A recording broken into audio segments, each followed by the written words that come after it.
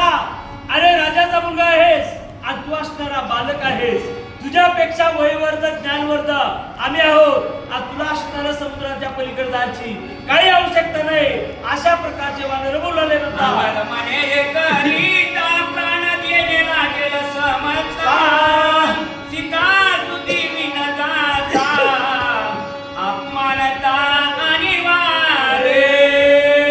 एवढ्यामध्ये अंगदानं सांगितलं, अरे म्हणजे या ठिकाणी आता देह जावो आत्मा राहो, दरड भाव पांडुरंग. या ठिकाणी सीतेचा शोध जर नाही केला तर आपल्याला त्या ठिकाणी गेल्यावर राजा दंड करणार आहे. याकरता आपल्याला शोध लावावा लागल असं आता बोलायला म्हणतात. बोलिला जानुवंत हनुमंत वीर वाक्य विख्यात, हाता उगाची असे पाहतात बुद्ध बुद्ध हे प्रतापी. एवढ्यामध्ये आता सगळ्या असणाऱ्या अर्ध्या घागडीला खळखळाट असते म्हणतात. एवढ्यामध्ये आता सगळ्या वानरायचं झाल्याच्या नंतर मारुत्रया उग बसून बघू लागले, कोण काय म्हणाले, कोण काय म्हणते, कोण कुठं जाते.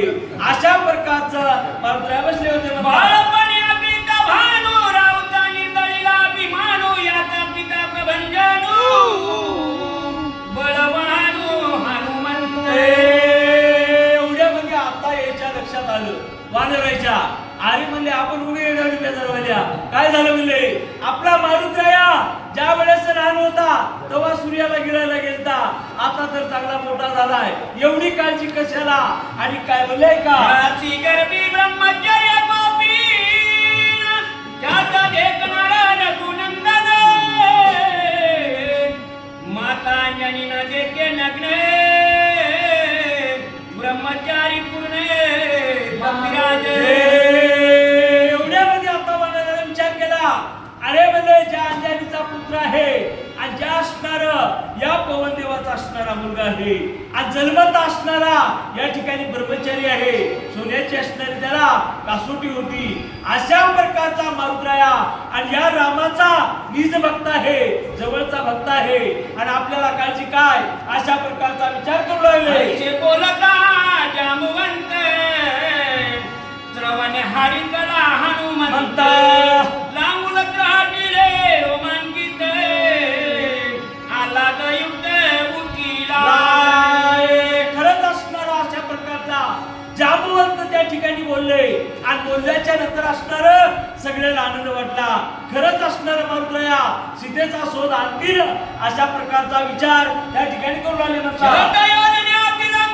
माझे पादक्रमण तुम्हासी संदेह तो कोण सीता आणि एवढ्यामध्ये आता त्या ठिकाणी जांबुवंतानं सांगितलं, कोणी काळजी करू नका म्हणले. या ठिकाणी मारुत्रया जातील, 400 कोस लांबीचा समुद्र जातील बी, वापस येतील बी आणि सीतेचा शोध आणतील अशा प्रकारचं बोलले म्हणतात. रावणा उपहती राक्षसाला ओढी आख्यातील प्रतापे आणि सीताचं ती श्री रघुपती पुकारते. एवढ्यामध्ये सांगितलं, अरे म्हणजे त्या रामाच्या कार्याकरता माझा मारुत्रया कुठल्याही प्रकारचं किती संकट येऊ द्या, किती श्रम होऊ द्या, राम नामाला त्या ठिकाणी कुठल्याच प्रकारचा आळस करणार नाही आणि नक्कीच मारुत्रया कार्य करतील असा ज्या बोलले म्हणतात. आणि एक विचार तुम्हासी सांगेन सांचारे, जेणे सुती होय रघुवीर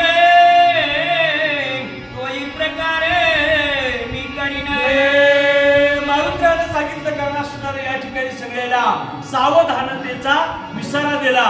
कारण असणाऱ्या कामामध्ये काम, काही म्हणा राम राम अशा प्रकारचं अजून एक कार्य आहे मला, त्याच्यामुळे राम आता या ठिकाणी काय होईल, अति प्रसन्न होईल आणि रामाला सुख होईल. हे कार्य काय आहे सांगतोय का म्हणता. आणि सीता खूप येईल श्री रघुनाथा, तरी गांधो निलंकानाथा शुद्धी मी आता आणि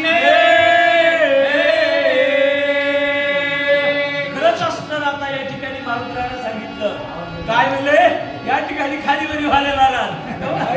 एवढ्यामध्ये आता कशा प्रकारचं मारुत्रया म्हणले, काहीच नाही म्हणले, चिंता करू नका, कसं का होईना वडीतच राहतो, एकदा बसल्यावर त्याचा काही विचार आहे.